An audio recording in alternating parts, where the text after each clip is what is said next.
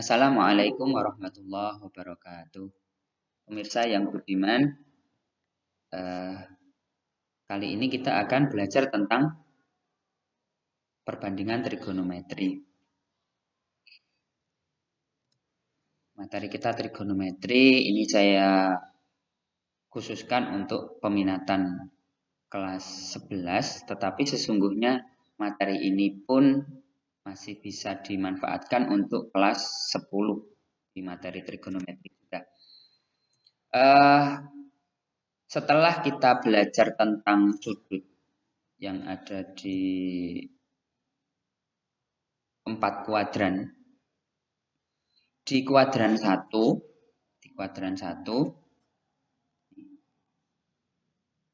nah seperti ini, 4 kuadran. Itu ternyata di kuadran 1 kita mengenal adanya yang dikenal dengan sudut-sudut istimewa. Terus sudut-sudut istimewa itu memiliki nilai perbandingan trigonometri yang sudah ditentukan dan ada baiknya untuk dihafalkan. Nah, nilai-nilai perbandingan trigonometri bagi sudut istimewa itu nampak pada tabel ini. Baik, sudut istimewa yang dimaksud itu 0 derajat, 30 derajat, 45 derajat, 60 derajat, dan 90 derajat. Saya ulangi, sudut-sudut istimewa ini berada di kuadran 1. Siapa sajakah sudut-sudut istimewa itu? Ada 5. Yang pertama adalah 0 derajat, 30 derajat, 45 derajat, 60 derajat, dan 90 derajat. Kemudian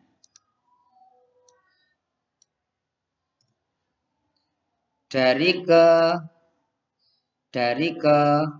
5 sudut istimewa itu memiliki nilai perbandingan trigonometri yang sudah ditentukan, artinya bisa dihitung dan nilainya itu mudah untuk dihafalkan.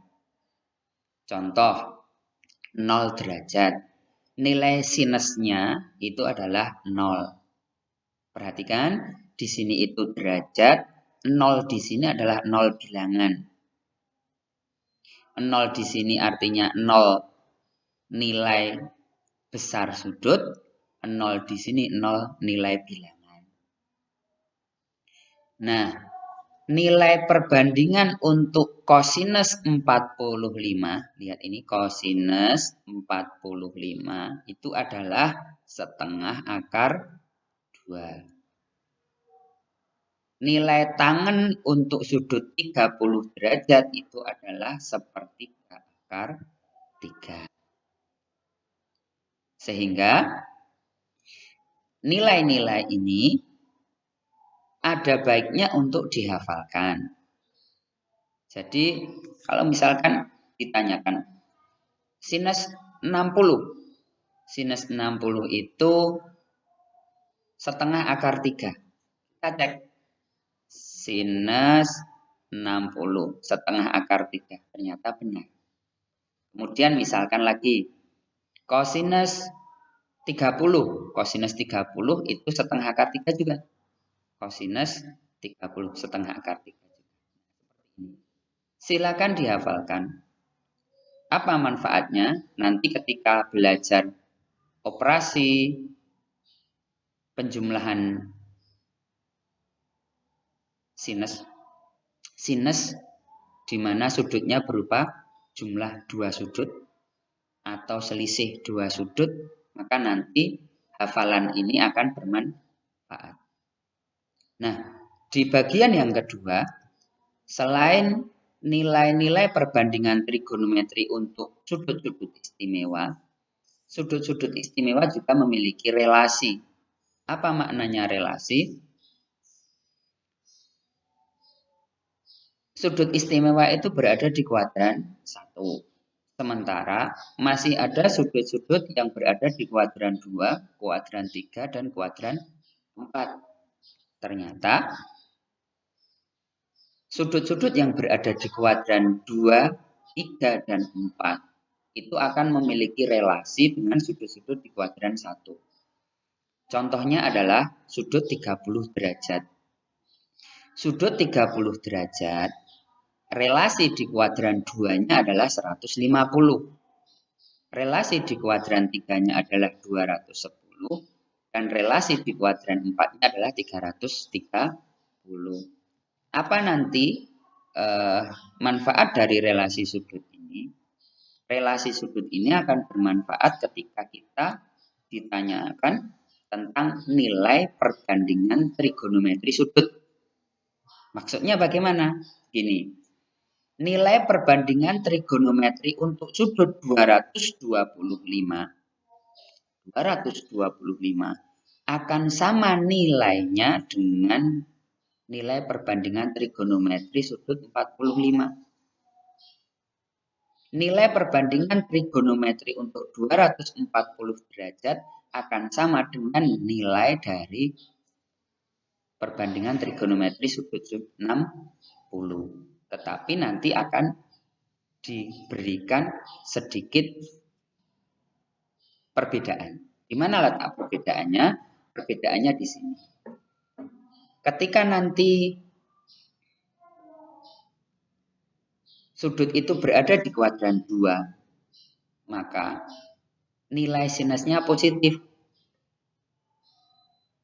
Kosekannya juga positif, tetapi perbandingan trigonometri yang lain nilainya haruslah negatif.